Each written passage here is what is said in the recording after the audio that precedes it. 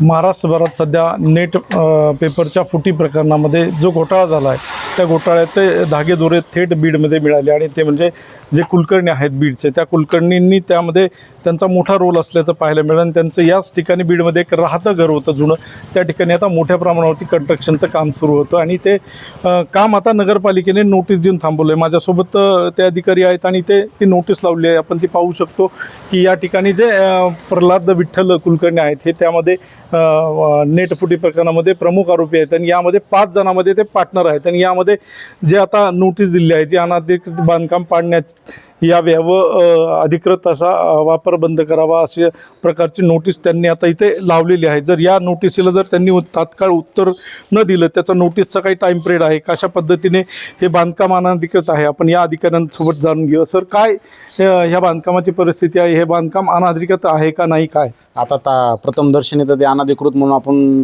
त्याप्रमाणेच नोटीस दिली, ज्याप्रमाणे आम्हाला वरतून आदेश आले, मुख्य अधिकारी साहेबाचे आदेश आले आणि त्याप्रमाणे अनधिकृत आपण आज त्या हिशोबानेच नोटीस लावलेली आहे। म्हणजे नोटीस घ्यायला कोणी नव्हतं का? नाही, इथे सध्या तर कोणच अवेलेबल नाही आहे। जर कोणी नसेल तर आम्हाला याच प्रकारे कारवाई करावी लागते। आता तुम्ही नोटीस लावली त्यानंतर इथं काय पाहणी केली, काय मोजणी वगैरे केली? मोजणी केली काल परवा, आमची वसुली आणि आमची नगर रचना मुख्य अधिकारी साहेबाच्या आदेशान्वये येऊन मोजणी करून गेलो।